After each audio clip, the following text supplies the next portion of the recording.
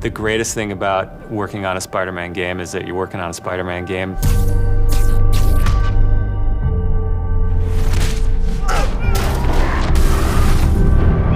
The hardest thing is that it's a Spider-Man game. We really care about storytelling here at Insomniac.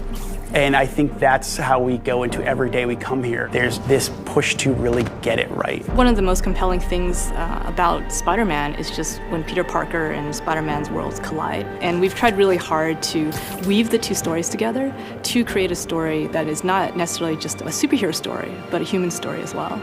So this Spider-Man is a little different. He's older, he's 23, so he's been Spider-Man for 8 years, and kind of like an athlete in the prime of his career, he's starting to get good at the Spider-Man thing. The nice thing about playing an experienced Spider-Man is that he's already familiar with his powers, right? He's not just discovering them. We always think of Spider-Man as, we call him, the acrobatic improviser.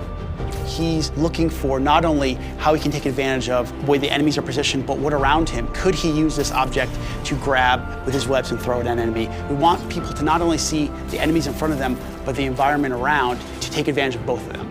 He also knows that the criminals out in the city know how he works as well, so he's got to mix it up. So even though he is more experienced, the challenges are going to be bigger than he's ever faced before. Spider-Man has a rich history of having great stories. The core of our story is this duality between being Peter Parker and being Spider-Man. What's cool about Mr. Negative is that he also has a duality. He's got his positive side as Martin Lee, who runs the homeless shelters in the city, but he also has his negative side. When Peter makes the connection that the leader of the inner demons is the guy who my aunt works for, we got the perfect collision of those two worlds.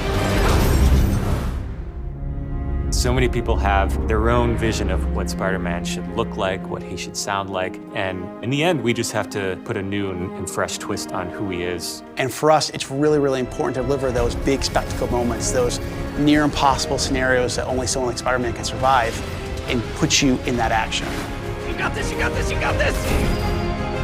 We understand what this character means to people in here, and we're making this game with a lot of heart, and we're going to do whatever it takes to give people the ultimate Spider-Man experience, the game that they've been waiting for.